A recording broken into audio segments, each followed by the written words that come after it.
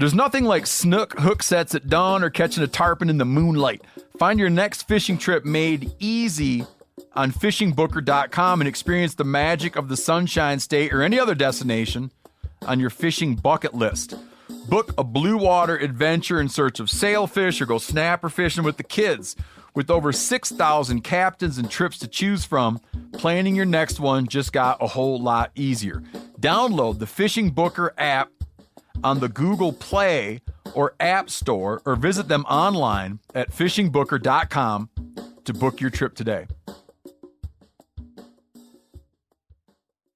I'm sure a lot of you guys remember the old ceremonial hunting tradition of eating the heart out of the first animal you kill.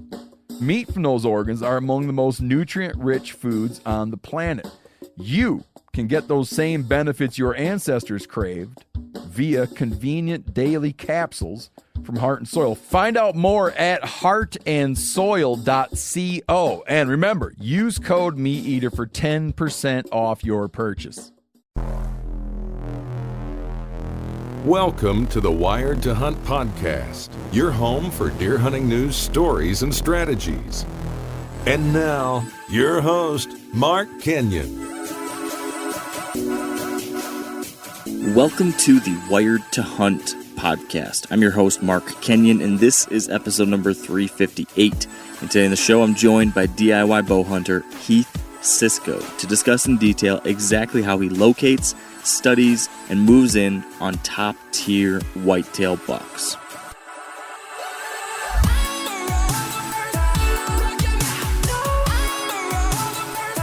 All right, welcome to the Wired to Hunt podcast, brought to you by Onyx. Today on the show, we have got another good one for you, and I might be biased here, but I feel like the last month of shows has just been loaded with great whitetail knowledge.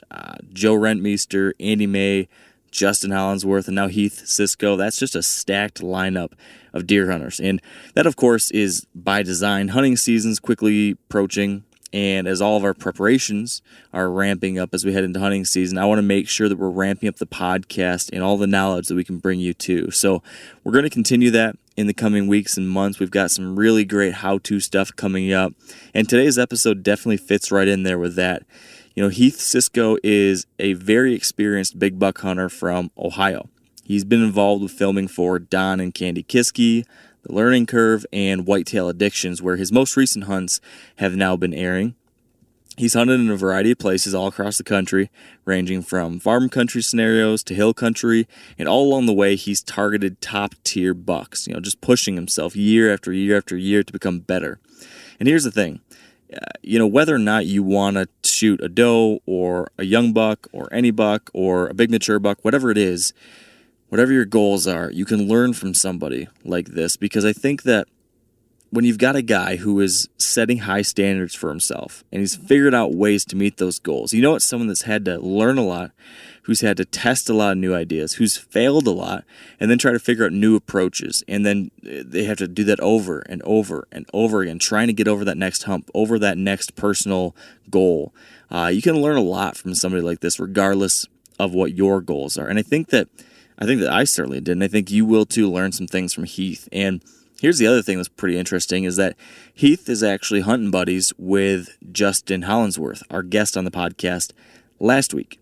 And I did this on purpose, having them on back-to-back episodes, because I think it is kind of interesting to compare and contrast their two approaches in these two discussions, because you've got two guys here who share ideas, who think about things in some similar ways, who swap hunting stories, who share hunting properties even, and you'd think that they would do the exact same thing maybe, but that's not entirely true, or at least it's not entirely true when it comes to how they think about some of these things and how they communicate them. So I think by having these two conversations back to back like this, by grilling these two guys separately in detail about how they hunt, we've kind of gotten a really cool masterclass on this aggressive style of hunting that they both use, but through two different sets of eyes, two different sets of experiences. And at least from my vantage point, it turned out being very interesting and helpful. And I'm armed now with some new ideas that I'm excited to give a shot. So that is what we have in store today. I think you're going to enjoy it. I'm excited for you to hear it. I appreciate you guys tuning in. Man, we've been around a long time, this podcast. I mean, years and years and years, 350 some episodes of the main show, and dozens and dozens and dozens of rut radio and all this stuff. And you guys have stuck with us. I hope that what am I trying to say here? I hope it's because we've been helpful enough to make this a worthwhile, valuable part of your day. And if that's the case, I'm tickled. That's all I could ever wish for. So all that is to say, thank you. Enjoy this one. Sit back, grab a pen and paper because you might want to take some notes, and let's get ready to talk bucks. All right, I'm excited now to have on the line with me Heath Cisco. Heath, welcome to the show. Thanks for having me, Mark. Appreciate it. Yeah, this is going to be a good chat. I can already tell. I've been listening to various things you've done. I've seen various videos you've done. I've talked to people and so I know you are a wealth of information. But before we dig into all sorts of things related to how you target big old mature bucks, for people that aren't familiar with who you are, can you just give us the quick rundown? Who's Heath Cisco? How'd you get to this point? Sure. Well, I started bow hunting at an early age and set my goals for Pope and Young class bucks at the age of 18. The following year, I was successful with that. Several years later, I got into videoing and got to be friends with a guy by the name of Don Kiske, and worked for Whitetail Extremes for a few years and videoed. And then I got back out of it because it took basically two people in a tree to do the videoing and stuff. Got back out of it. Just was a hardcore bow hunter trying to pick up everything I could from different people of the means of Miles Keller, Gene Winsel, Roger Rothar, Bobby Worthington, different people like that. And then in 2006, stumbled onto a guy by the name of Andre DeQuisto, and my hunting completely changed after that point. And I've been very successful over the past several years. Yeah, you've got a heck of a lot of impressive mentors and influences there that a lot of us have learned from afar, but you've actually been able to have some of that up close experience. And it's funny, one of the guys that I know that you run with now, a friend of yours, Justin Hollandsworth, was just on the show previously here. I chatted with him last week. I think it'll be when this one airs. And I've never done this before, had hunting buddies back to back. So it kind of sets up an interesting thing. And correct me if I'm wrong on any of this stuff, but it sets up an interesting comparison where two guys that have hunted together in the past that know each other's ways. I'm asking Justin last week what he does. Now this week I'm going to be kind of picking your brain, and it's going to be interesting to see, what you guys have in common, where you guys deviate. And I guess I should ask you first though, would you say that there are any big things that you and Justin differ on? Is there something that he thinks you're just nuts for doing, or vice versa? No, nothing jumps out at me. I mean, we each have our own little thing we do, maybe just a little bit different, but most of them are the same. I mean, we bounce ideas back. If he's doing something that I'm not doing, our conversations lead me into doing something like that, or vice versa, I think, because we bounce so much stuff off of each other. Yeah. Can you think of any recent time when one of you guys brought up a new idea to the other that was like, that's a damn good idea? Can you think of any example like that? Sure. Well, several years ago, I was into making mock scrapes and running cameras over them, not necessarily hunting over them, but running cameras over them. And I just happened to stumble on to using white pine branches above the scrapes. And I don't know what it is. The sap, maybe it holds the scent more or whatever, but it seems like if you hang these white pine branches in the woods over a scrape, the deer kind of, are funneled towards them, and it's great for getting trail camera pictures. And I tipped Justin off to that, and he's been doing it with great success. That's a good little tip. So you're cutting off a white pine branch somewhere else and relocating it to a spot Yes. you want a scrape to be? Yes, and I think some of it's visual, but then also I assume that they're able to leave more scent on it, and I don't know if they just like the pine limb in their face or what, but it works very well. I just tried it one day, and every place I've been, it's been very successful. And like I said, I'm mainly for out of state, like in Illinois and Iowa and stuff, using those where you're not allowed to use, let's say, some kind of bait or attractant or something like that. Yep. Setting up mock scrapes within pine tree limbs have been great. And how are you attaching those limbs to? Are you attaching it to a tree or to a post, or where and how are you doing that? Sure. Well, I have in one of my food plots I've got a post with a piece of rebar coming out of the top of it, bent over, and then I attach it to that rebar. In the woods, it's mainly just taking some wire ties and tying it to another branch. Okay. Yeah. And letting it hang straight down. Okay. Yeah, those mock scrapes are some of my favorite ways for getting those pictures like you described. But it's a good idea with a specific type of branch. So back to Justin for a second then. Am I right that you guys have in the past shared a hunting property, hunted the same place at the same time? Is that right? Yes, absolutely. Yeah, we did this past fall.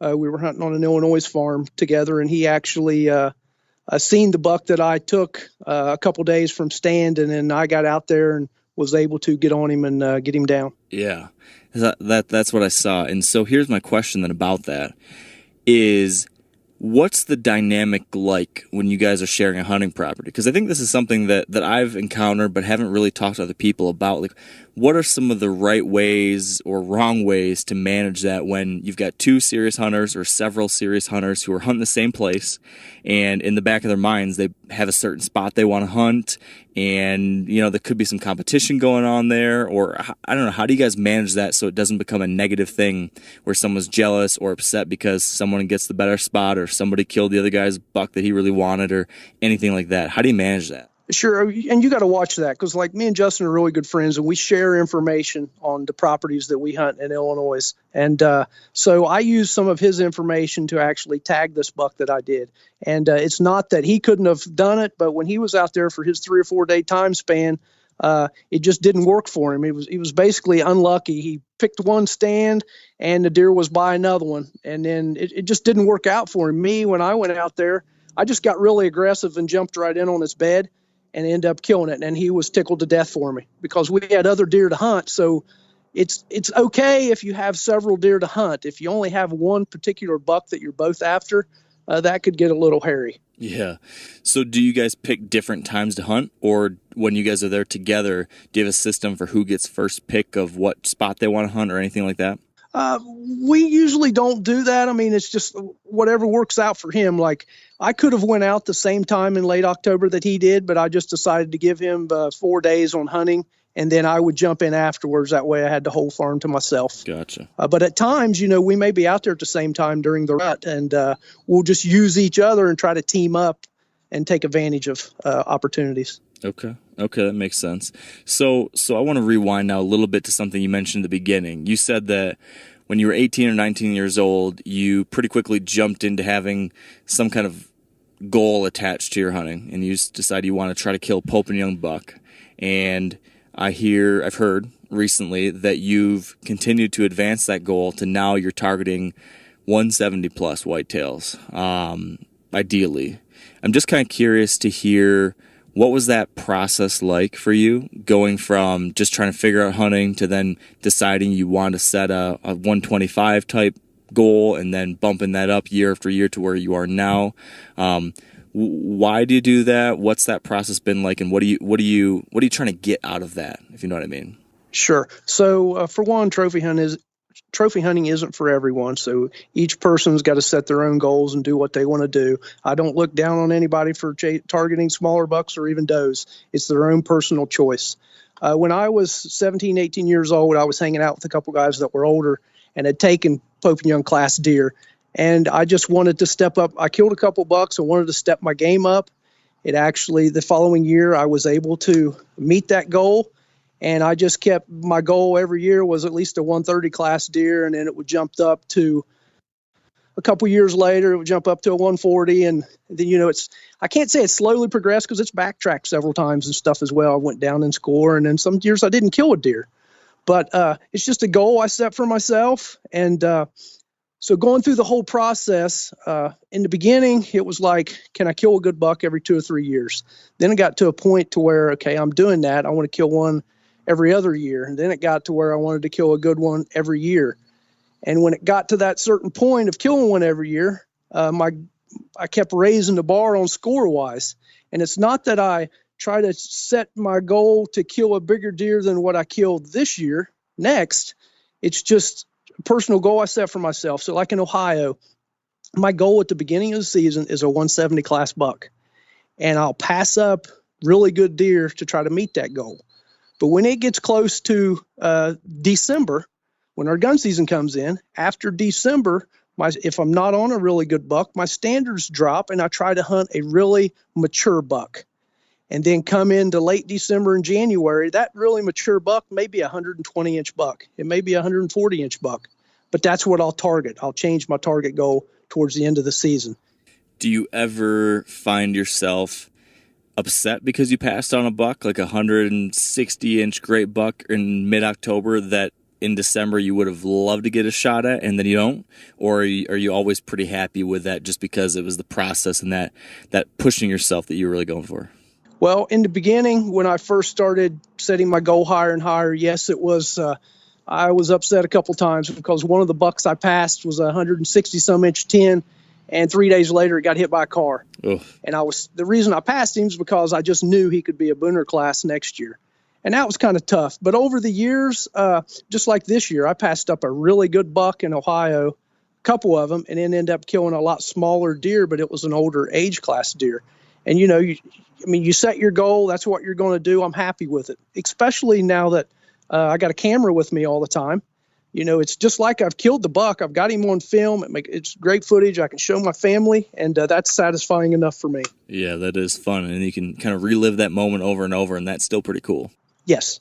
So tell me this then. So over the years, you've set these goals. They've been growing over time. You continue to push yourself and continue to reach those goals most times or at some times. I'm curious, what have been the biggest changes in how you operate that have gone along with it? So from when you're 18 and shooting 125s to now when you're targeting these 170s at the beginning of the season, what have been the biggest changes in how you operate as a hunter? Has it been, I don't know if this will be the case, but could it be like, every year I've gotten more serious about this type of thing? Or I'm just kind of curious if there's like a handful of things or one particular thing that you could see as the most dynamic changing factor in how you hunt that has allowed you to progress higher and higher with these goals.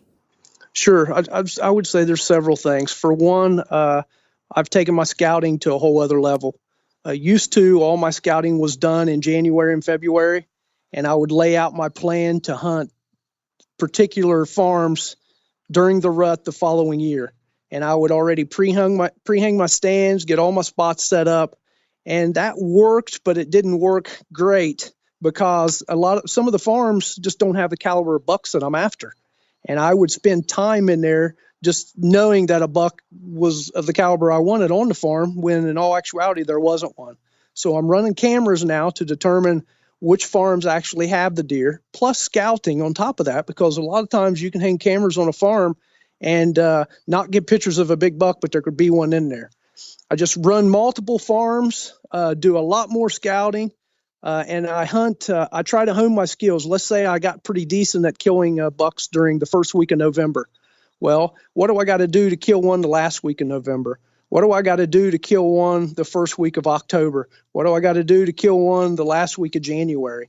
I start, rounding myself out as a good hunter in all phases of the season instead of just sticking with hunting the rut, that's what I used to do when I first started.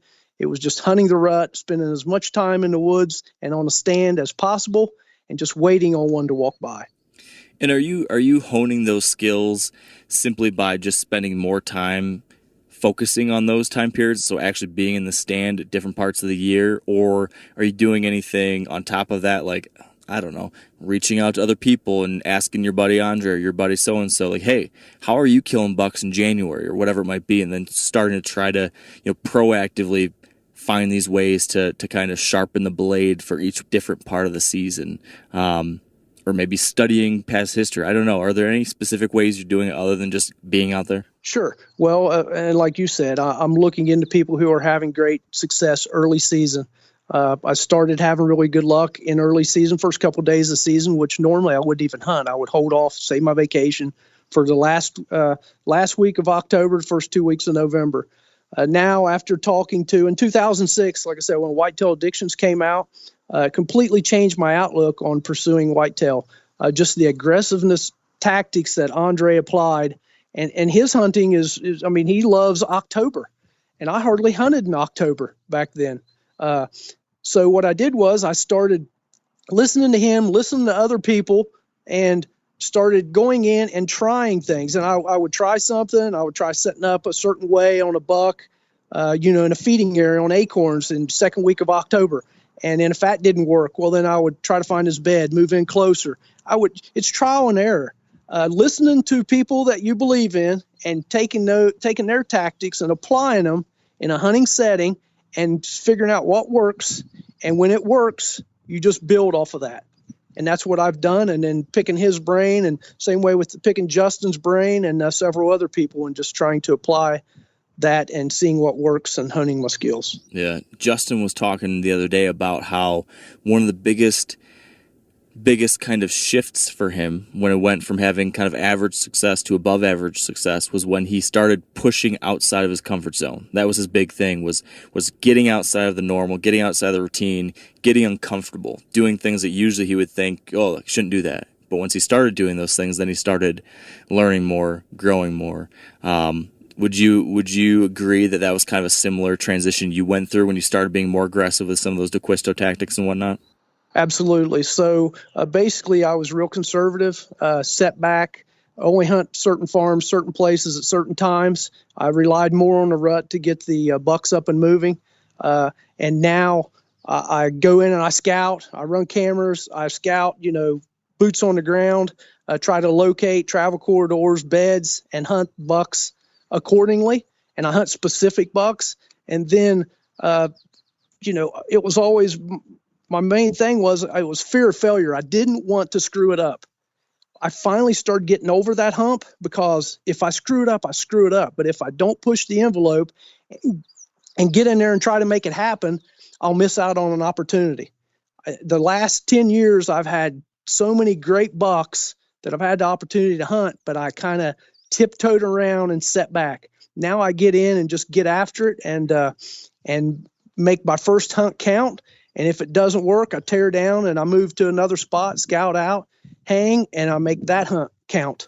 Yeah. Just fear of failure is what probably is the biggest limiting factor for bow hunters, in my opinion.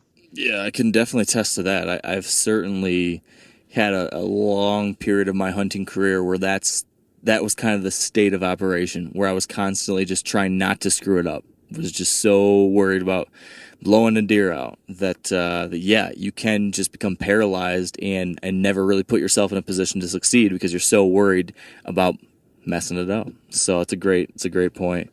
Now, with these high standards that you're setting for yourself, you're setting pretty aggressive goals, you're going in after specific bucks. You mentioned that you used to do all that scouting in the spring and then come back and hunt later in the fall, and sometimes these bucks you were after weren't even in the neighborhood. So what are you doing now to actually locate that best buck, the top tier buck? Does that start in the summer with glassing? Does that start with just trail cameras in season? How do you actually locate that number one buck or two that you're after each year? So several different ways. It may start during the previous hunting season. It may start 2 seasons prior when I've seen this buck or got some pictures of him. It may start when I'm scouting a new farm in the spring and I locate some big sign. And then I, hang some cameras in there over a mineral lick or whatever to try to locate and figure out what buck it is, and then go from there. Or it could be driving around on the back roads, in mid-August, glassing bean fields. Anyway, or it could be just from a rumor of somebody saying, hey, we jumped a big buck back here in gun season and nobody got him, that kind of deal. Then I'll try to I'll look at aerial photos, figure out property owners, and then dive in after that if I can get permission. Do you ever go into a summer period where there's not a buck from previous years that you're really thinking you're going to be too interested in? You haven't picked up anything on camera, so you actually go out proactively searching for a buck like that in the summer, knowing that you're going to have to get new permission, but you're just going to drive around until you see that 170 or that 180 or that special buck, knowing that you're just going to have to figure out access somehow? Sure. Well, I have a lot of farms that I can hunt. I have access to in Ohio. And so a lot of times, the quality of buck may not be on one of those farms. Or maybe there's a couple bucks that are good bucks, but maybe I hear about another just absolute giant on another farm. and then I try to pursue permission on it as well. And then, I like having 3 or 4 bucks that I have on my list to actually go after, because something always happens. Another hunter moves in here, or you lose permission, and or this buck just disappears. And then, like this year, I had a buck that I was pursuing in Ohio that I would have thought that would have hit that 170 mark, and he disappeared on me. He lived on a farm that I didn't have access to, but I had access to the neighboring farm, and he didn't live on me. So I hunted him sparingly, and hoping that during the rut he would slide over through there with a doe, because I had a lot of does on my farm. And he ended up disappearing on November the 8th. I never got another picture of him again.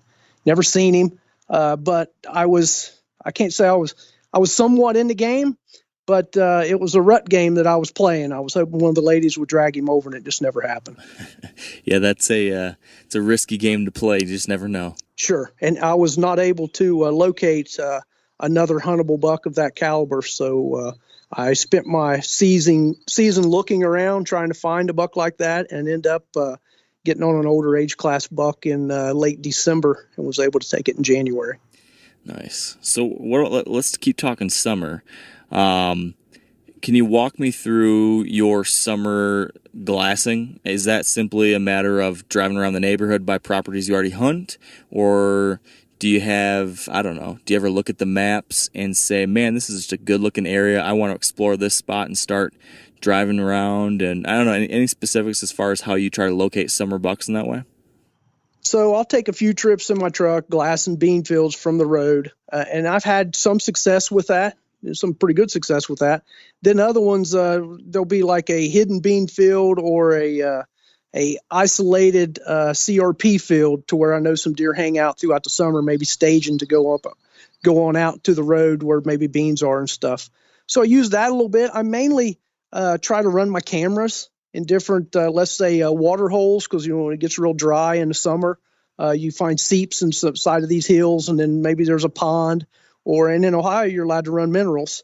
So running minerals is great to get pictures of bucks in July and August. So I'll try to locate them that way. Like I said, I haven't had a lot of success driving around, but I have had some pretty good success. What's your routine with the summer cameras? How often do you check at that time of the year? Well, I put my cameras out this coming weekend. It's always right around July 4th. And then I'll leave them out till late August. And then I'll go back in late August and replenish the mineral, and switch the cards out. And then I won't go back in there until mid-September and pull the cards again. And then a lot of times where I hang cameras and stuff, the deer aren't living there in the summer. Some of them are, some of them aren't. They're on out, staged in other areas on other farms where the food is, because it's all about food. So, and if I don't have anything come, September, well, then I know there's some areas where deer always, when they do their transition from summer patterns to fall ranges, they'll move in, and I can usually locate one that way. Yeah, so what's then the shift? When that shift happens, you get into September, deer kind of relocate. How do you transition your trail camera strategy? I'm assuming maybe you move to new locations. Is it just the mock scrape locations with those pines that you mentioned, or do you do anything else? Well, I don't put the pine tree limbs out till about the first to second week of October. And then almost all my pine pictures, or mock scrape with pine tree limb pictures, are the second week of October through the first week of November. And then I'll get some more. I'll leave them out, but it's mainly that time frame. And then at the end of November, I'll get pictures again on them, because usually during the breeding phase, I don't get very many pictures because they're usually locked down with does. But I transition my cameras back to. A big goal is to find the acorn trees that are producing. Let's say if I can find a white oak flat that's loaded with acorns, I just know the deer are going to stack in there. Down here, they've cut a lot of timber, and there's not a lot of. You may have a 300-acre farm, and there's only, let's say, 30 white oak trees. So if you can find them white oak trees and they got acorns on them, you can guarantee you that the biggest buck in the area is probably going to be in there eating acorns at some point in time. If there's no pressure. And I set up cameras associated with food. And so that's an interesting thing that I'm constantly debating, trying to find those in-season food sources like that. That, requires you moving around more, checking out new areas, and going back to what you alluded to earlier, the whole fear of failure. I am always worried, if I move around too much looking for something like that hot oak tree, I could end up bumping something around. How do you balance that? How do you get in there with a camera to check for oaks or just to see it yourself and set up to hunt without doing it too often or in the wrong way? Sure. Well, I'll give you a quote that Andre DeQuisto told me. He said, you got to bump some deer to kill some deer. So you got to think about it. If, let's say you have access to this 200-acre farm, and there's also a squirrel hunter that has access to it as well, or a coon hunter that goes in there. Do you not think those deer are not getting jumped by that rabbit, that squirrel hunter, that coon hunter? They're getting pushed around. It's what kind of pressure you're actually applying to it. If you go in there and you tromp through the woods and you avoid certain bedding points and this and that, you're just going through there one day, and the deer sees that they were able to avoid you. They got away. It worked for them. But if you go in there every day, tiptoeing around, sneaking and acting like a predator, they'll start acting a little bit differently. But you just got to keep the wind in your face, go in there and scout different corners of the farm, go in there a little bit deeper at times. I like going in a week or so before season and just tearing a farm apart to figure out everything. You can see the sign. And then when season gets here, I already have a game plan on where you're going to set up the first day.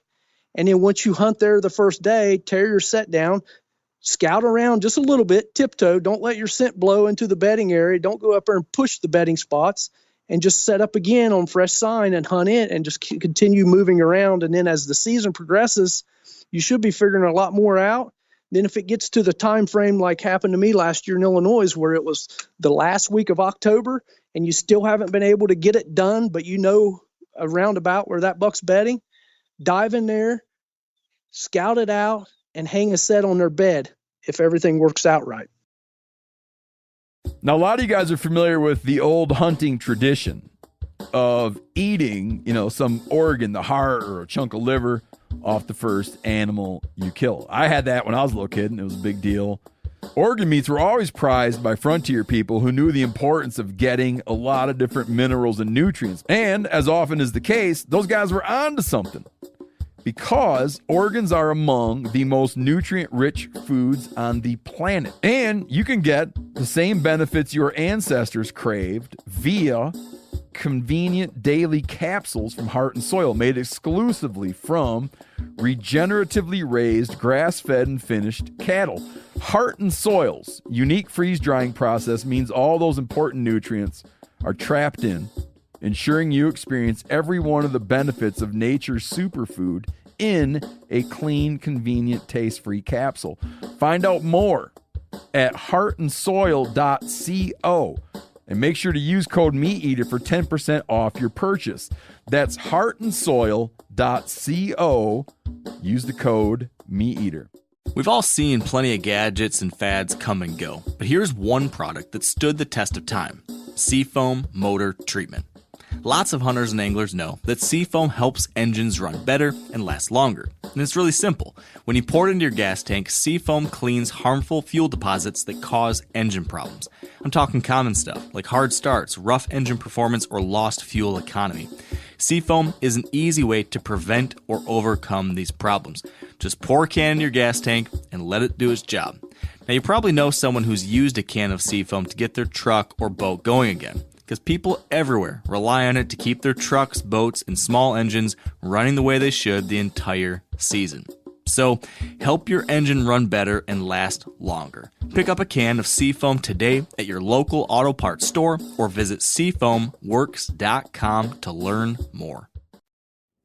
So you gotta walk me through week before opening day scouting session. First off, is that something that you're gonna try to do every year on some of your top spots no matter what?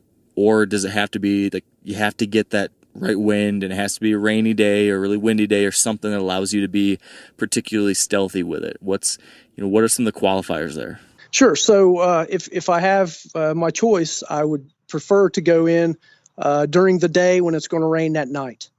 I want a good a good heavy rain after I'm already through there, if at all possible. If it's a couple weeks before season, if I can time it that way, then great. If not, I'll just go in there and tromp around, do the best I can, cover every inch of the ground to see, where deer are bedding at, what acorn trees are dropping and they're feeding on, what kind of sign have they laid out to this point, what kind of tracks have I seen, is the crossing that I've seen in the spring, are they using it as much as they were before?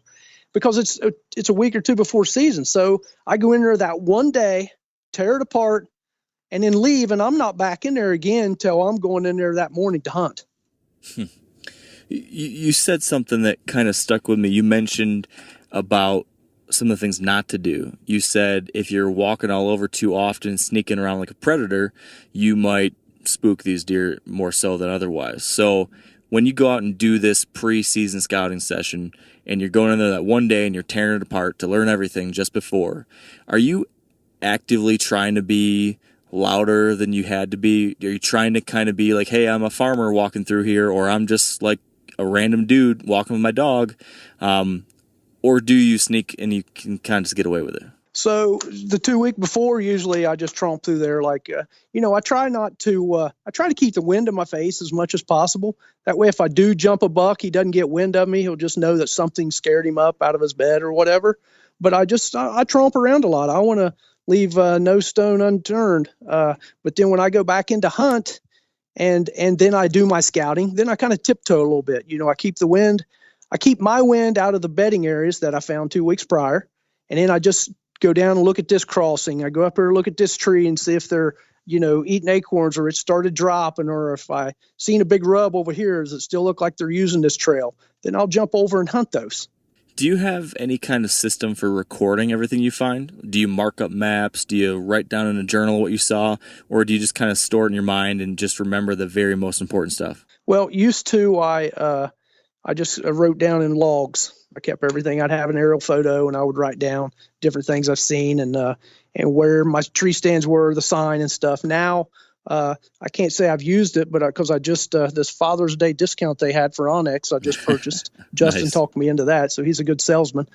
But I'm planning on. I used Hunt Stand before, but I had some issues with it. But yes, I like putting waypoints and different things like that on different locations that I find. Maybe in the spring, or maybe the 2 weeks before when I'm in there looking around.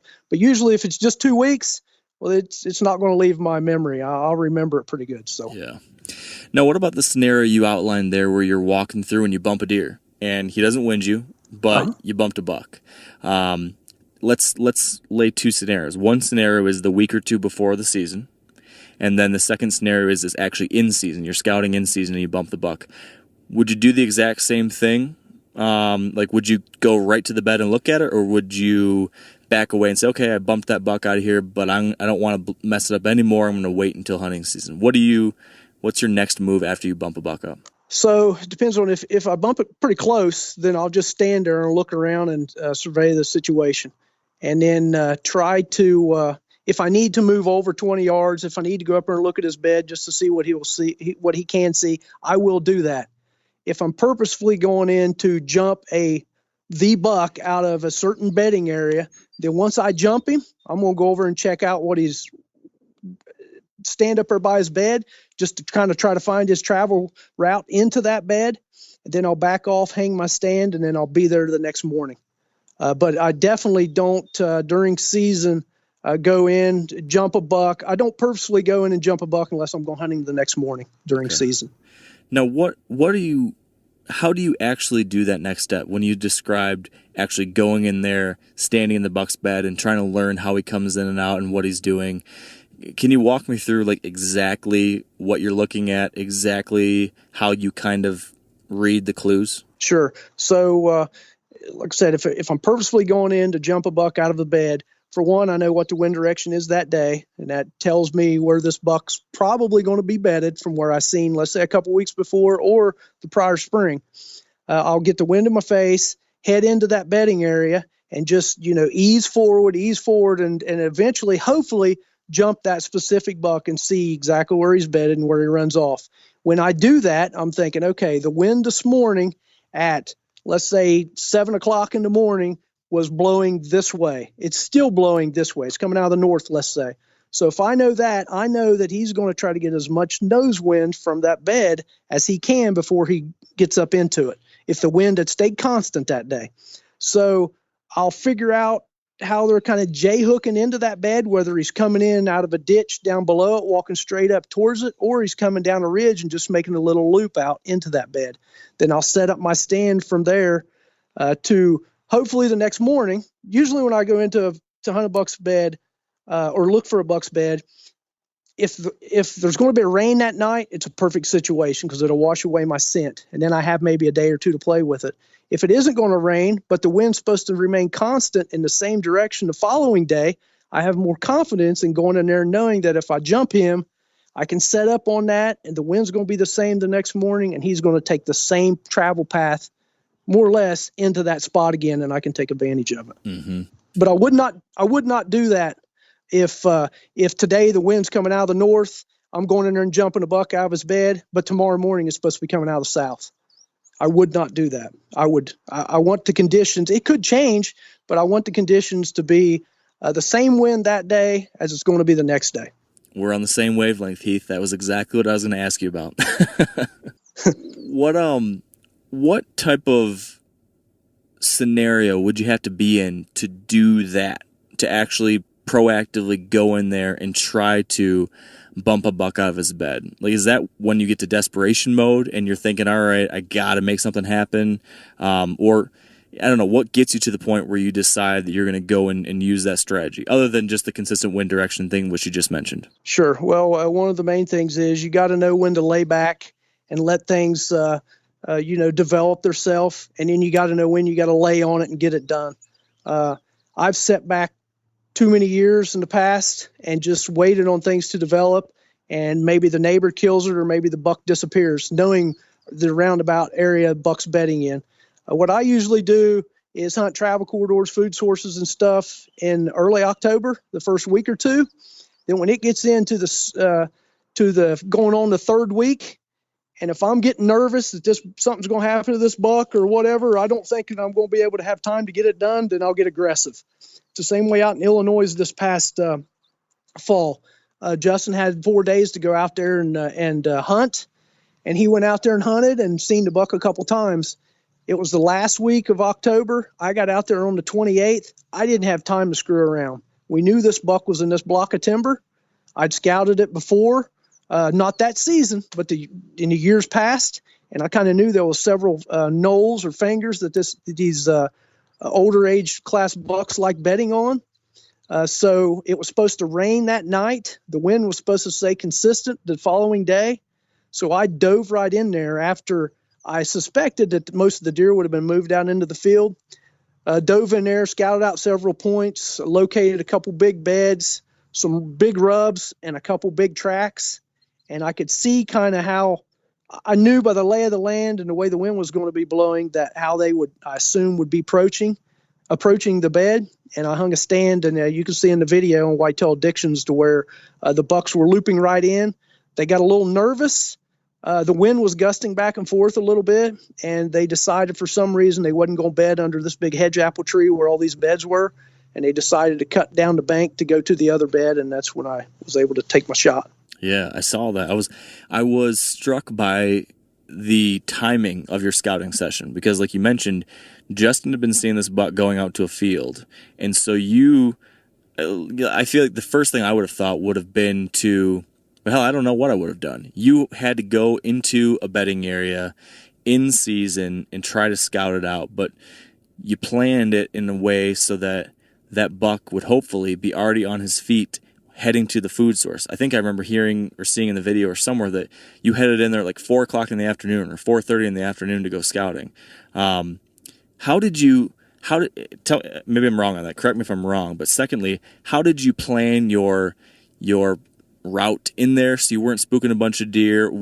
How did you actually scout it out? I got to imagine that must have been high stakes, high intensity, sneaking in there when he could have still been right in there. Sure. Well, so Justin told me when he seen him out in that field a couple times, he was out there. Most of the deer got out there around 4:30, and the buck was shortly after. So my goal was, I thought, you know what, I know this area real well. My goal is to dive in. Let's say the wind's coming out of the north. My goal is to dive into the south side of this block of timber, slowly work my way up through there. My plan was to get as much scouting in from 4:30 till dark as I could. And I was hoping that either the deer would have already moved out into this field to feed, or if I did bump them, they would already be up and headed that way. So I come in from a south side. I checked out two knolls or ridges that I thought that he could possibly be on. One of them had some big beds, but didn't have hardly any sign, meaning rubs or big tracks. But the beds have been used, within the last couple of weeks. Then I went to the other ridge, and it was just like a light bulb come on. I mean, you could just feel a big buck was staying right there. Several big rubs. I seen a couple big tracks in these huge beds, as big as a car hood. And I just knew that was his. And what's funny is I did not jump a single deer that evening when I come in from the backside at 4:30. Normally what I would do is I would go in around noon and try to scout this out. But I thought, you know what? I'll just let the deer move out and I'll come in behind them and figure it out, because I knew that I could find that buck's bed. And I didn't need to jump him out of it. I knew he was on one of these 3 points. And when I went in there, like I said, it was just like a light bulb went off when I seen it. I thought, this thing's dead if I can get a stand up in there and the wind stays constant. It's kind of genius, and it's not something you hear about a whole lot. I don't know if I've had anybody else talk to me about waiting for deer to leave in the afternoon and evening, scouting out their bedding area and setting up for the next morning. I've heard of bumping them, but I've never heard of people actually trying to wait till they left. It's a small little shift, but it makes a lot of sense. How did you actually, I know you described some of your thought process there, but what the tree setup, what was that actual tree? Where was it set up in relation to where you saw that bed? I'm just kind of curious about how exactly you picked that spot, because that decision, picking that tree close to a bed, seems so crucial. Trying to guess how they're going to come back in the next morning, all that stuff.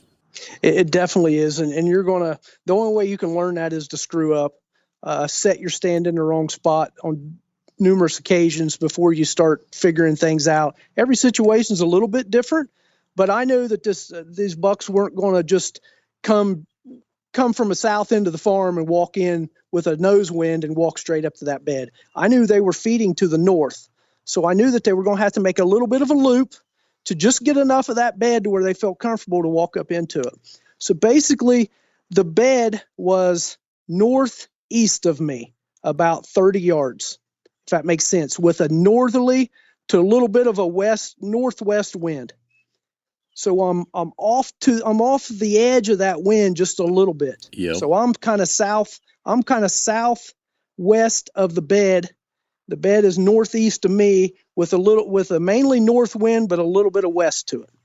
And what about the ridge? So this is on a little knoll. So were you downhill from it, off the side of the ridge from it, right on the point with it? What was that looking like? I was I wasn't right on the point, because that's where the bed was. I was down from it, down towards that ditch. That's why I got up pretty high. I was probably 25, pushing maybe 30 feet, but it's just because of the drop in elevation of the tree. And you set up that evening, am I right? When you scouted it out, you picked the tree and got set up right then? Yes, I went in with the stand on my back. And okay. That's one of the great advantages of having a ultralight tree stand. The Quisto Series 1.0 had it on my back, had my backpack with, and I had my trimmer and stuff with me, and just went right in. And the whole purpose was to find that bed and set up on it immediately. And I got out of there right after dark. You mentioned your trimmer. How much trimming did you do in there? I didn't have to do much at all. I had one limb I needed to cut that was dead. It was only about 2 foot long. And I had another branch that I needed to trim. That was I got an extended pole saw, and I reached up and cut it down and got right out of there. Do you usually try to keep it pretty minimal like that? Or at times, if you're going in this kind of scenario where you're just basically trying to kill them the next morning, would you be willing to do a bunch of cutting if it requires it, just because you're so dead set on it's a swing or a miss, it's a home run kind of situation? You're either going to go for it all or nothing. Well, you got to be able to get the shot. So if I need to trim a couple tree limbs, what have you, I'll do it. because when he comes back in there and realizes what the heck happened, he better have an arrow in him. Yeah. But in this case, I could have trimmed, in my opinion, as much as I wanted to, because a big storm was coming in that night. We had X amount of rain, and then it turned to snow. So whatever I did was going to be gone. I just didn't want to make things really obvious, but I didn't have to trim hardly anything. That's nice. So here's something. I feel like most people in the scenario you described, where your buddy had been hunting there and he saw the deer come out to a field in daylight multiple days in a row, most guys at this time period in October would think, all right, I'm going to kill him in the evening. I'm going to go back to that field or sit back from that field edge a little bit and try to kill him where my buddy's been seeing him. Why didn't you do that? Why did you instead want to kill him in the morning? Well, and that question there is exactly why I ended up killing him. I had 4 days to hunt. The first evening when I got out there was burnt hanging a set. It was the end of October. I got out there on the 28th, 29th, and I killed the thing on October 31st. I knew at any second that buck would be hooking up with a doe and be gone, be on the neighboring property, being who knows where. I didn't have time to waste. I could have sat out there and played the game on the edge of the field and possibly got a crack at him, because he was coming out there almost every evening. But I didn't have time to gamble. I didn't have time to get out there and, set a couple evenings, and maybe he cut my track, maybe he busted me. I knew with the lay of this farm and those bedding points, I knew that I could get in there and get it done, especially with everything added up, the weather conditions, Justin saying he's seeing him out in the field at 4:30, the end of October, all that played together. If it was a week prior, I would have probably sat back and played the edges of that field. So when you want to make this go for broke move, when you really got to get it done, you got to kill him, is taking that morning hunt swing in the bedding area, is that the go-to move? Or could another option in a different set of scenarios be an evening hunt, but just pushing in really tight?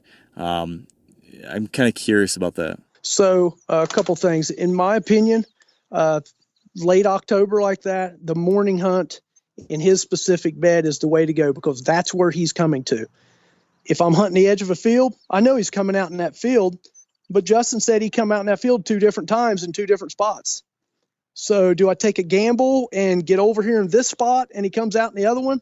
But then when I'm exiting the field that he busts me or another one busts me? Or do I take a gamble and jump on the other spot that he said he come out of, and maybe it not happen, or he end up cracking me while I'm on the stand, and then starts playing that game and avoiding that field? I just knew that getting in there with the timing and everything, like I said, if it was a different time frame, different weather conditions, I may have played it a little bit safer, but I went for broke. Yeah.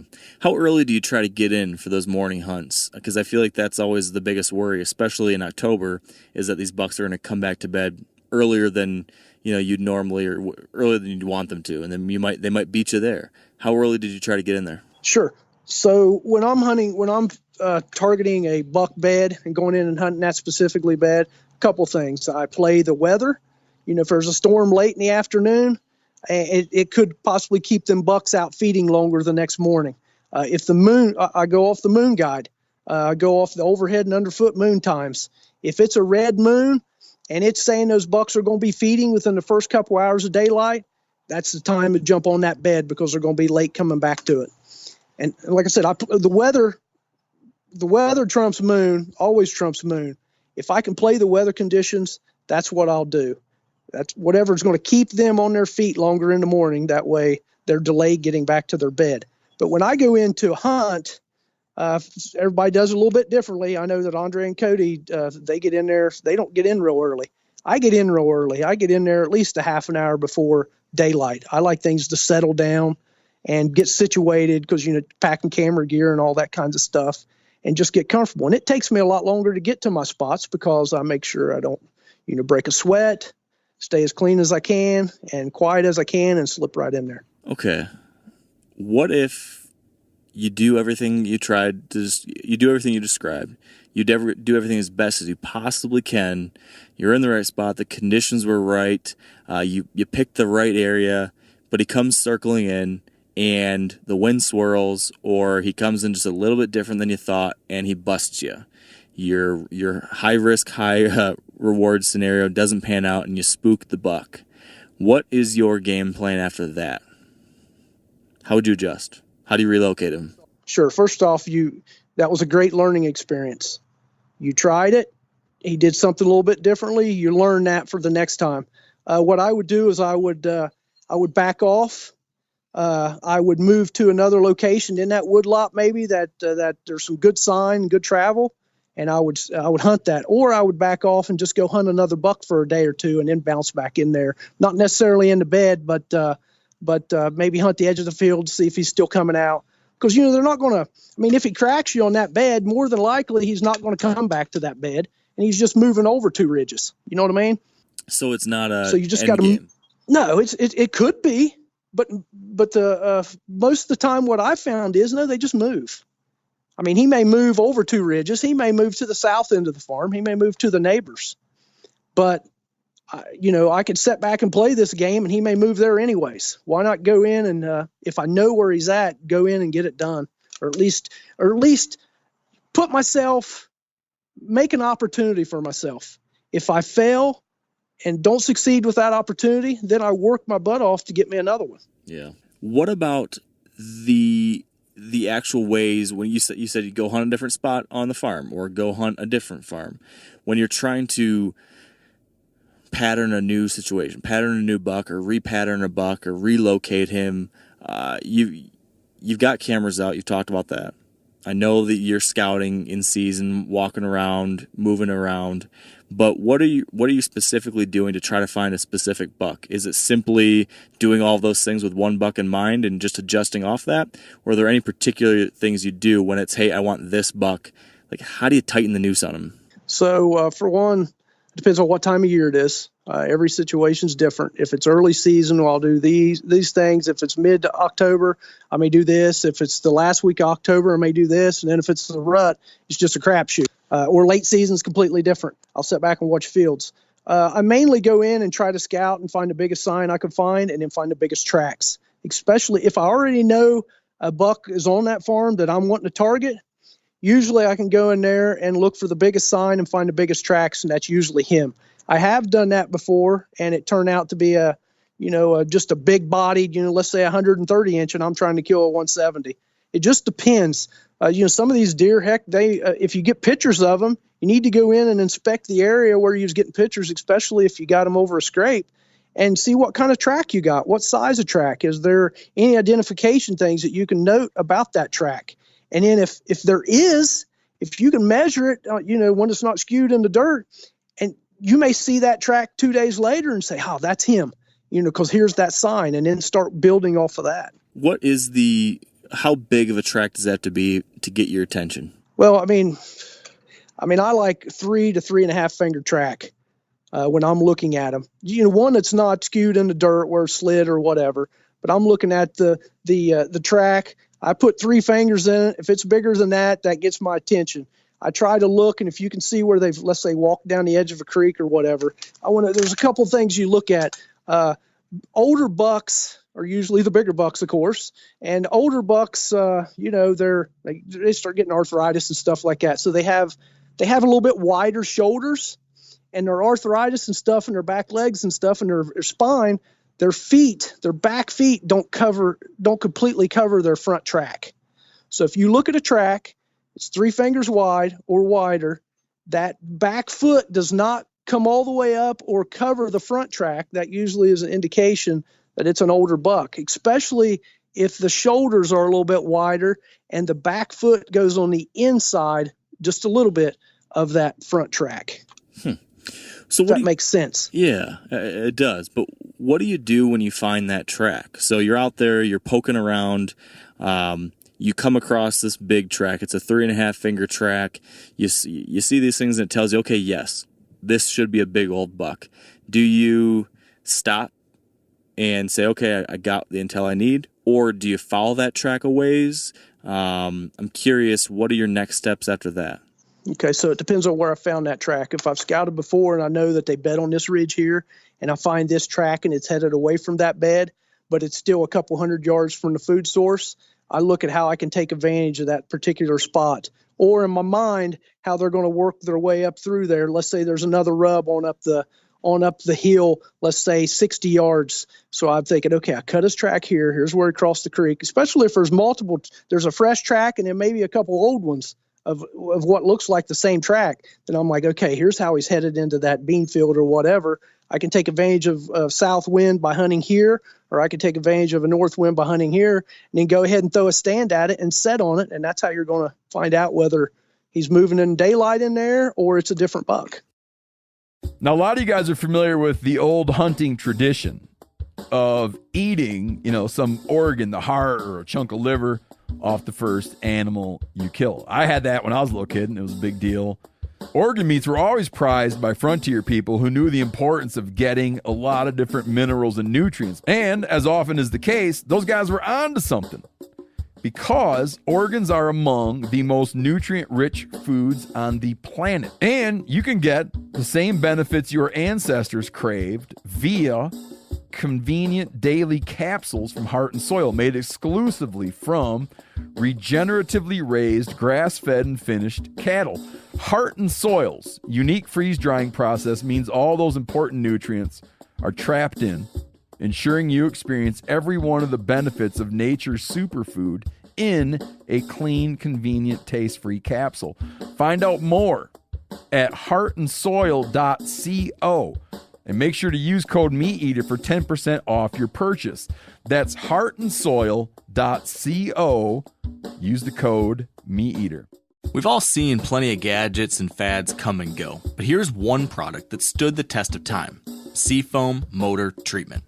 Lots of hunters and anglers know that Seafoam helps engines run better and last longer. And it's really simple. When you pour it into your gas tank, Seafoam cleans harmful fuel deposits that cause engine problems. I'm talking common stuff like hard starts, rough engine performance, or lost fuel economy. Seafoam is an easy way to prevent or overcome these problems. Just pour a can in your gas tank and let it do its job.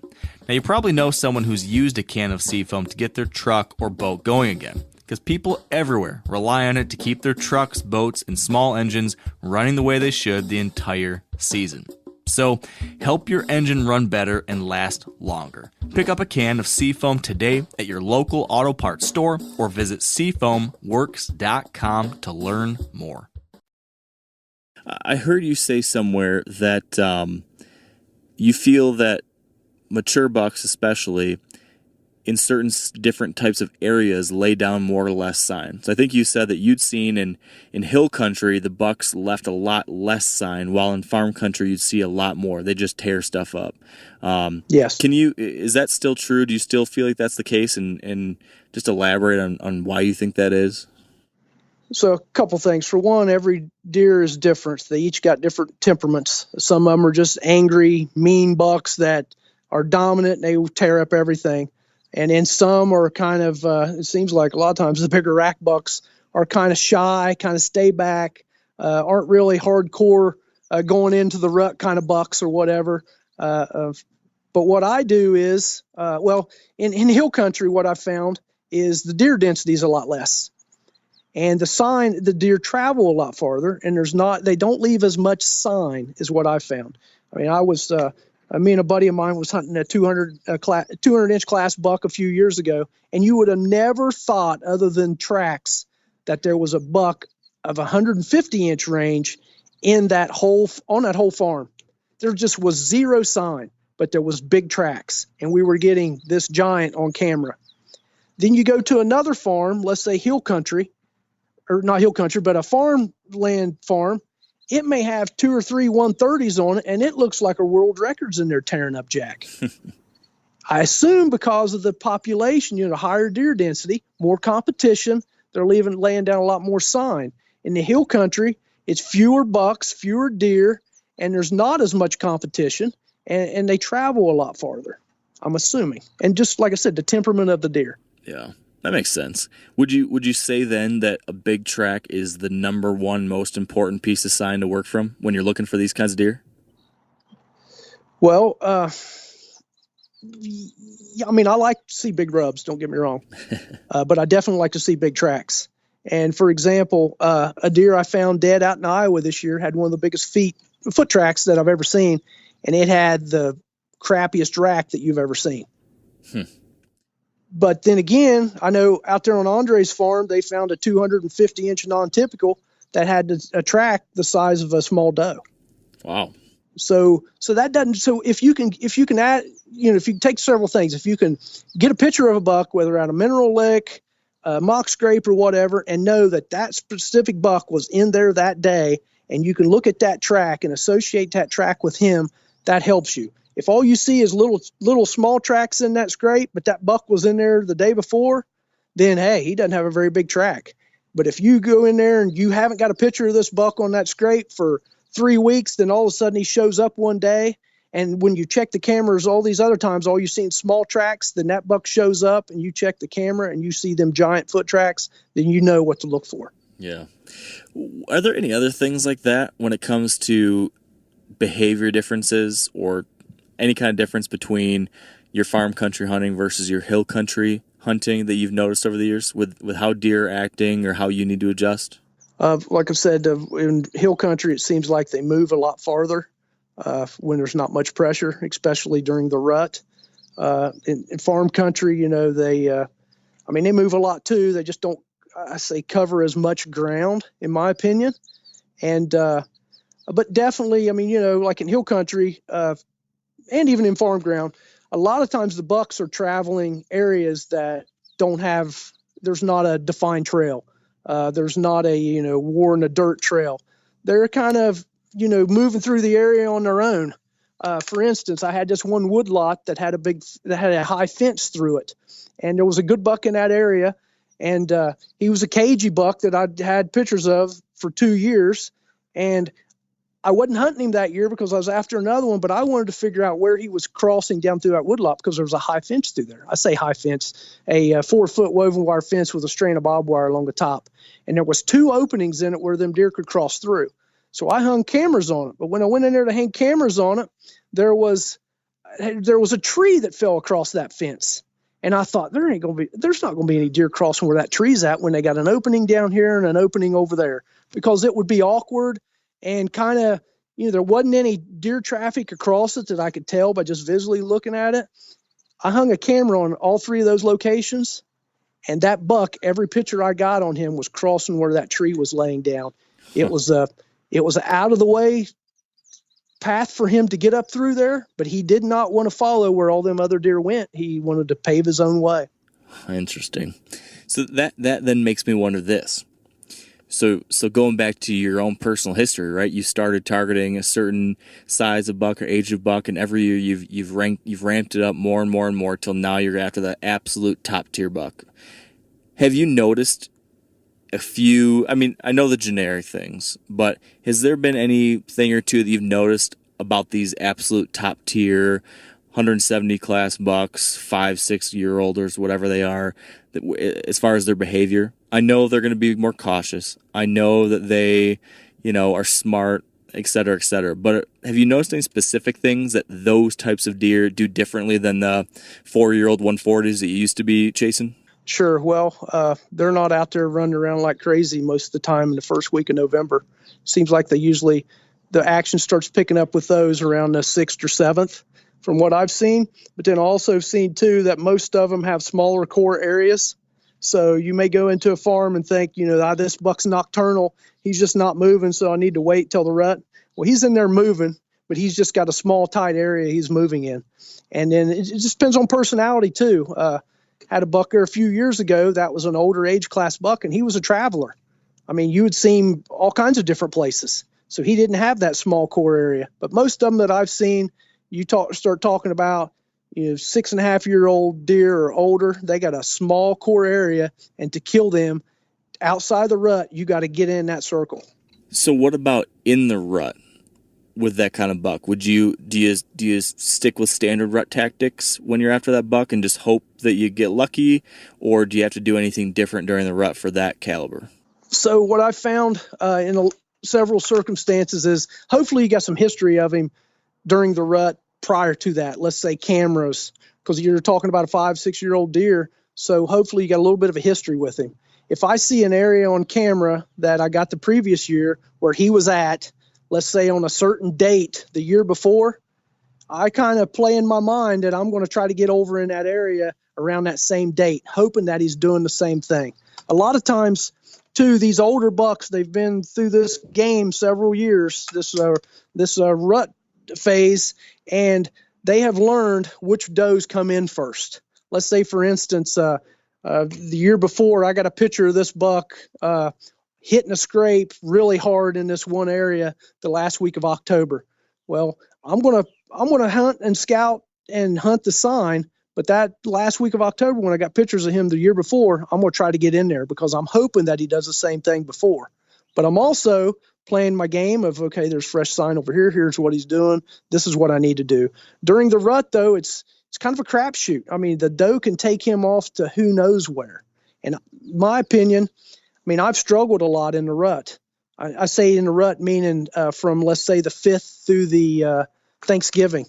I've just struggled because I'm after a particular buck, and you just don't know where they're at. It's that time of year. It's being in the right stand locations, whether it's funnels or hunting doe bedding areas, and putting time in the stand. What about time of day? I've talked to some guys that believe that they've got a better chance during the rut, during the midday for those top tier bucks, or other guys I've heard say a time of year difference. So during the rut, I've heard that sometimes that last part of November is your very best time for the very best buck. Have you seen any of that kind of thing, or is it all across the board possible? During the rut, especially if I go out of state, I mean, I'm out to hunt. So I'm going to get up in the stand before daylight. I'm going to at least hunt that stand until 1:30 to 2 o'clock. Then I may end up getting down and moving towards the edge of a food source. I'll be back in bedding cover and stuff like that until about 1:30 or 2. Or I may hang out in that spot all day long. But normally when you're back in them funnels, back in the doe bedding areas, the action's good up until around 1:30 to 2. And then I like relocating to a food source. And that way I catch that action coming back out to the food sources. But yeah, hunting during midday is always great during November. I say great. You're going to see, it's going to be a long set, but at any point in time, a giant buck could come walking by, and you just got to be there. It's time on stand during the rut, and that's why I don't care for it as much, because I'm hunting in October. It's on my terms. You know what I mean? It's going to happen in the morning. It's going to happen in the evening. I don't have to worry about midday because I'm scouting and resetting up for that evening. Yeah. During the rut, it's just, button your stand. Yeah. Okay. So this is an interesting dilemma to consider. I know you're pretty mobile. I'm assuming, and I guess I don't even know if maybe I didn't ask you this. I guess let's ask this question first. If you're setting up somewhere, it's a morning hunt, let's say. It could be morning or afternoon, I guess. You see the buck you're after, and he moves. He does something. He's out of range. Let's say he's 80 yards out of range or something.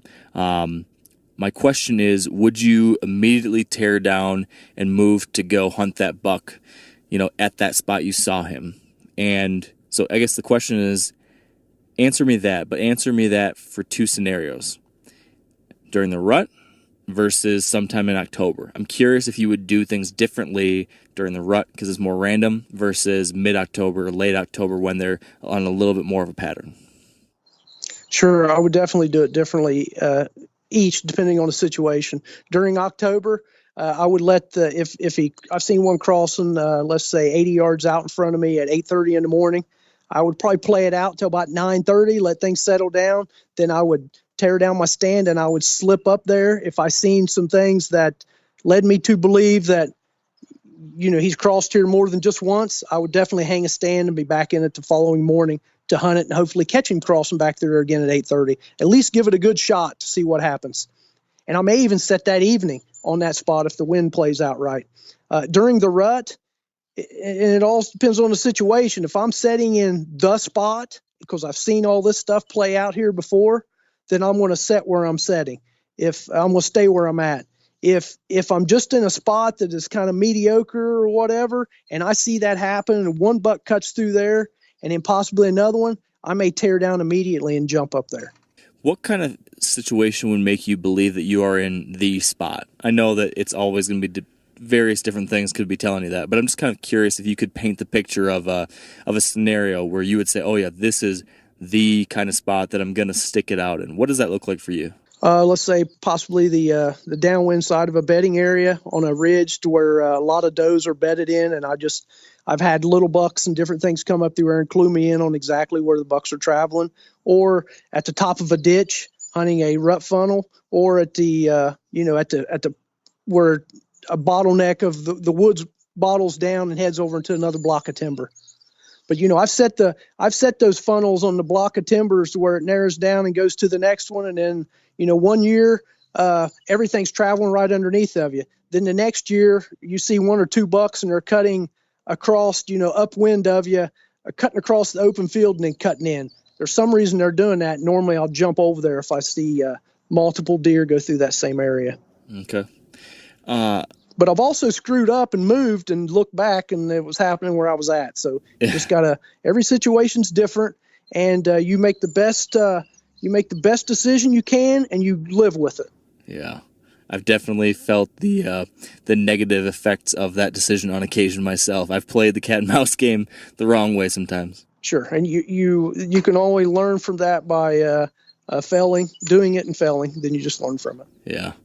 So, is there a buck like this that you already have on your mind for the 2020 season? Do you have the one already picked out or in your sights?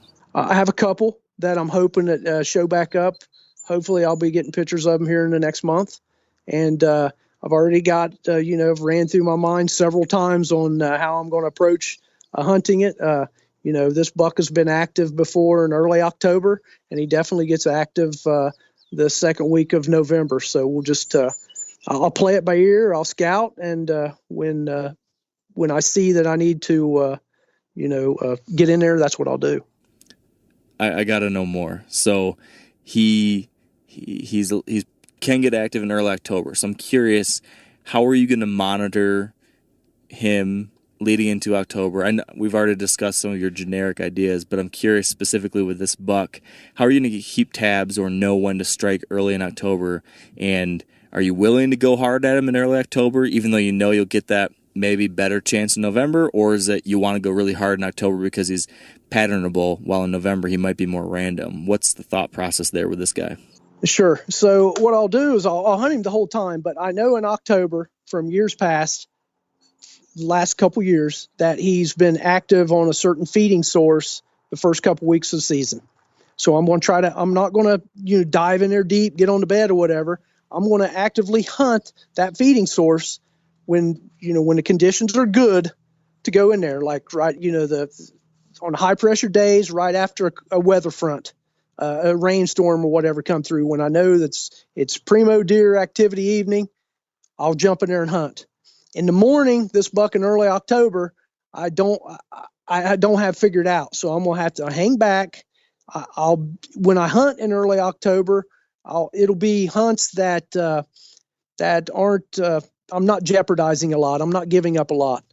And then if I can continue scouting in there, tiptoe around, then later on in October, I'm gonna jump in there where I think he's bedded if things aren't playing out for me. And I'm going to go in there and see if I can bust him out of his bed, because there's bedding area that I think he stays in. He could be bedding in multiple spots. So if it plays out and I get into the last week of October, I'll tiptoe in there with the wind in my face and see if I can bust him out of there and get in there the next day and try to kill him. If not, I'll probably blow him out of that spot, and then I'll have to play it for about the 5th or 6th of November.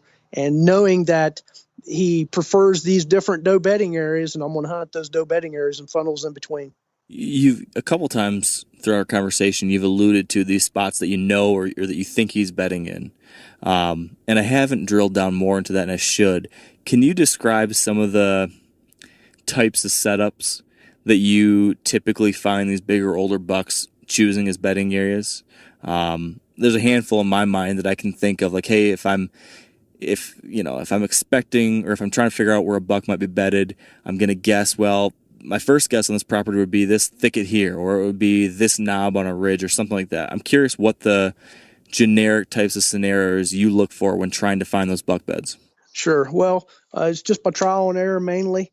In the past, different farms that I've hunted for several years. And you may think a buck's bedding in this spot, and it turns out he's not, because I've guessed a lot of times and been completely wrong. But what I do is you go in and scout, and like I said, 2 weeks before, you go in there and jump all these spots that you found in the spring, or maybe it's a new farm and you're in there tromping around looking, and you end up coming up and it's like, oh yeah, they're bedding in here, bucks especially, with rubs, big beds. It's usually on a let's say a ridge inside of the timber with predominant, like in southern Ohio we get predominant southwest winds, so how he's going to be setting up to take advantage of that wind, and they like to be able to look where they can see out in front of them, and then kind of on a knoll where they can bounce off of one side or the other and disappear. And it's just time and time again going in and looking at these areas and jumping deer out of them and hunting these spots to actually figure out what they're doing. Some of them may be doing it a little bit differently, but they're all trying to survive, and they're trying to protect themselves from a coyote slipping up on them, a hunter, or whatever. And they manipulate them maybe just a hair different, but they're all still trying to do the same thing. They want to look at their back trail. They want their back kind of up against some cover, and they want to be able to catch that wind coming over their shoulder. Yeah. Do you find any similar patterns when it comes to how these older bucks or bigger bucks move when they're heading to feed? I've heard some people think they're always going to move with the wind quartering to or in their face. Some guys have said they've seen tailwinds. Is it kind of everything for you, or do you kind of do you go into hunts with certain assumptions about how they use wind in those scenarios? Sure. Well, so for one, deer travel, with a tailwind a lot. Their most vulnerable spot on them is their back trail, because coyotes coming up on them, they don't know if people can track them or scent track them or what. They don't know. So what I found a lot of times is the deer will travel quartering downwind or just kind of headed downwind a lot of times. I know that in the morning when you're hunting beds, their travel is completely based on wind. In the evening, it's mainly on where they want to go. If they're wanting to go to a food source that's to the north of them and they got a south wind, well, they're still going to go to the north because that's where they want to go. They may loop a little bit more out, but that's what they're going to do. They're going to use more of their eyesight than the wind because they don't have the wind to their advantage. Now, when hunting in those situations, it depends on where they're going. If you can get it to where if they are using the nose wind, let's say, to get to that food source, well, then you got to take advantage of that by just getting off to the side of that wind.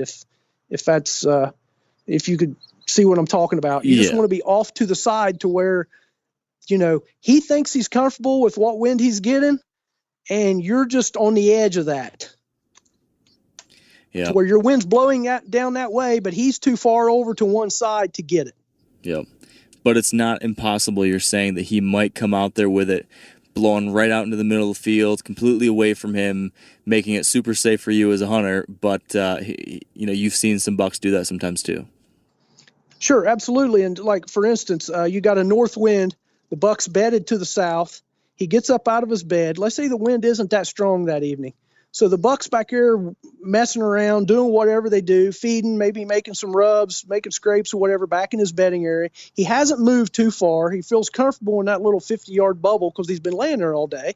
And let's say he's waiting till the sun sets a little bit.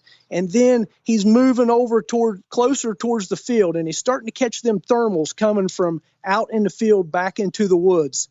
And if you notice, a lot of these bucks like coming out in the low spots of these fields. Uh-huh. It's like the thermals all pull down to those lower spots. So he can stand in that spot, especially if the wind isn't blowing very hard, even though it is coming from the south to the north. He could be headed north. The thermal switch, everything starts sucking down to those cold spots, which are the low spots in the field, and he's gathering all this stuff in the field through his nose before he even steps out in it. Plus, he has all the dummies out there that's been out there a half an hour to an hour, all these other young bucks and does and all this kinds of stuff, so it makes him feel more comfortable. Yeah. How do you, as a hunter, play that scenario when you've got a high deer population where there's going to be a bunch of deer out in that field? So you don't want to have your wind blowing too much into the woods because there's a lot of does and young bucks coming out. But at the same time, if they get past you safely and your wind's blowing behind you into the field, they'll eventually catch your wind and blow out maybe 10 minutes before the end of daylight, and then the buck gets, cascaded back too. I heard Andre DeQuisto talk once about how he really likes a right along the edge of the field wind in that kind of scenario. Is that something you look for too, or is it, I realize it's going to be dependent, but what are your thoughts on that? It's definitely dependent. I completely understand the concept of it blowing down along the edge of the field. Normally, if it's blowing like kind of back into the woods, I usually hunt back in the woods 40 yards or so. That way I let the deer, if I let the deer get past me and they get out there in the field, you know what I mean? And my wind's blowing back into the woods, but it's off to the side of where I suspect the buck's going to be moving out and through. So, and then the wind, hunting the edge of the field with the wind blowing out into the field is tricky because all the other deer can possibly wind you. I hope that if I do hunt in that situation and the deer actually wind me, that it's early and they head out the other way. Yeah. And if they head out the other way, what's going to be tricky is when the buck comes out, let's say he's standing there on the edge, if he don't see any other deer in the field, he may get a little leery or whatever, but hopefully he's got another young buck or something with him or out in front of him, and they don't catch my wind until I get an opportunity. Yeah. Well, this scenario I've had happen before where I've been out set up in a scenario where a doe kind of winds me. I had a kind of risky wind, but I'm counting on that buck coming in late, and I'm hoping that I can get away with it. But a doe gets something. She's not happy, but she's not going to blow right out. So maybe let's say it's 45 minutes till dark or an hour before dark or something like that. It's kind of getting to prime time, but it's not the very end of the night. And she's getting wonky. She's doing the foot stomp. She's bobbing her head up and down. And maybe she blew once. She bounded off 5 yards. Then she looks back. She does the foot stomp. Her head's going up and down. I've been in that situation where I'm cursing myself. I'm upset. I want that deer to leave. Would you ever proactively do something to get her out of there completely because you don't want her to linger there for another 20 minutes blowing every once in a while? Or do you worry that if you were to spook her even more, it can make things worse? How would you handle that? So then again, every situation is different. If it's early and I know that no other deer has another chance to see me, especially if she knows something's up and maybe a couple little ones or other ones that are out don't, I will look around, and when these other deer are looking the other way or doing whatever, and she's staring at me, let's say she see me in the stand, I'm definitely going to make some movements to try to blow her out of there, just to get her down over the hill and out. Just want her away from me. And used to, I would almost just end a hunt if I got busted by any deer. Anymore, over the years, I've learned, and by talking to other very successful hunters, that, as long as it's not the deer you're after, then it doesn't matter. And then, because if they snored, if they run, if they, blow or whatever and run off, well, that buck doesn't know if it's a coyote, doesn't know if it's somebody driving down along the edge of the field, doesn't know if it's a hunter. They don't know. I mean, if you've been sitting in the woods before and heard deer over there blowing and acting up or whatever, you don't have any idea what they're doing over there. It could be a coon. Yeah. So don't let that ruin your hunt. But if in some way, shape, or form, other than sending an arrow through her, can get her to leave, I've waved my hat before to get them to leave. Yeah. I've yet to purposely spook those does away, but I've gotten to thinking that that's probably the smarter thing to do in some scenarios. So I think I'm going to start doing that. Sure. This is good stuff, Heath. I've been enjoying this. I've been keeping you here for a while, though, and I know it's even later where you're at on the East Coast or east part of the United States versus where I'm here in farther west. So I got to let you go. But okay. I want to end with this. If your life was dependent on someone killing a big, huge buck, killing a 6-year-old 170 plus, and I said, hey, if such and such person doesn't kill a Boone and Crockett buck within this week, you're done, Heath. I'm taking away your bow. I'm taking away your hunting rights. I'm taking everything away, and you're going to jail or whatever it is. If you had to bet your life or your hunting future or whatever it was on someone killing a buck like that, who would you pick and why would you pick them? So I know a lot of people in the hunting industry, mainly all the big famous deer hunters or whatever. I've met, talked to, listened to podcasts, followed along with them or whatever. There's one guy that's at the top of my list every time something like this would come up, and I hang on every word when he's speaking. And that's Andre DeQuisto. He is the most lethal, deadly killer that I know. He looks at everything differently. I mean, you can stand there in the woods and talk to him, and the guy is looking over your shoulder. He's looking out the side. You know, I mean, he's a predator, and that's who I would have. That's I thought that might be it. I certainly wouldn't want him hunting me. No, and his boy is a chip off the old block, which is scary. It seems like it.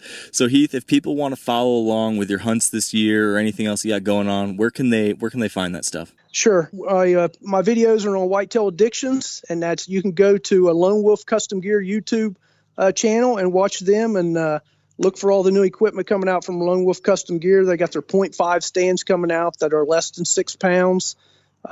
Several things coming out here in the future, hopefully before season. So look for all that stuff. Awesome. Well, I'll be looking forward to watching the future videos and see how you guys do this season. I'm hoping that you get that one big buck down early October, and we can chat again and hear how you did it. That sounds good. I appreciate you having me on, Mark, and good luck to you this fall. Thanks, Heath. All right, guys and gals, that is today's episode. Hope you enjoyed that one as much as I did. If you want to see what Heath's been up to and Justin, as we talked about last week, make sure to check out that Whitetail Addictions YouTube channel. There's some cool hunts over there. And if you want to stay up to date on what I'm up to, make sure you are following my articles over on themeateater.com. I'm writing weekly columns over there. Lots of good stuff. Make sure to check that out. And then, of course, follow Wired to Hunt on Instagram, where you're going to see my stories on what's happening in my hunting world and the other things I've got going on. So appreciate you tuning in. Appreciate you checking it all out. Good luck out there as you're scouting and preparing for hunting season. And until next time, stay wired to hunt. I'm sure a lot of you guys remember the old ceremonial hunting tradition of eating the heart out of the first animal you kill. Meat from those organs are among the most nutrient-rich foods on the planet. You can get those same benefits your ancestors craved via convenient daily capsules from Heart and Soil. Find out more at heartandsoil.co. And remember, use code MeatEater for 10% off your purchase. As you know, the Meat Eater live tour is on April 23rd through May 5th. Chances are in a town near you. What you may not know is you can win tickets to each of these events just by going to a backcountry hunters and anglers pint night. There's going to be a pint night in each of these towns: San Diego, Salt Lake City, Tempe, Anaheim, Boise, Sacramento, Missoula, Portland, Tacoma, where you can compete in Meat Eater trivia and win not only tickets to the show, but a chance to be on stage with all of us. So get your butt to a pint night, and we'll see you on stage.